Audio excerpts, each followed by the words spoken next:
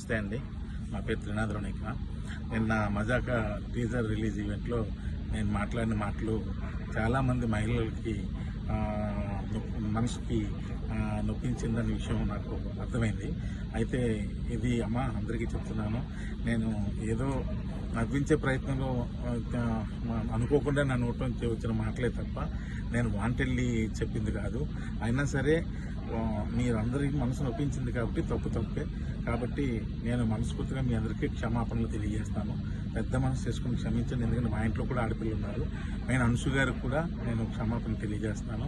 అలాగే ఇంకా నేను ఏదో కామెడీ కోసం మా హీరోయిన్ని ఏడిపించే ప్రాసెస్లో వాడిని మ్యానరిజం కూడా చాలా పెద్ద తప్పు జరిగిపోయింది. అది కూడా వాంటెడ్లీ చేసింది కదా. ఊరికి అక్కడ ఉన్న వాళ్ళని అందరినీ నవ్విద్దామని అనుకున్నాను. కానీ ఇది ఎంత పెద్ద ఇష్యూ అవుద్దని అనుకోలేదు.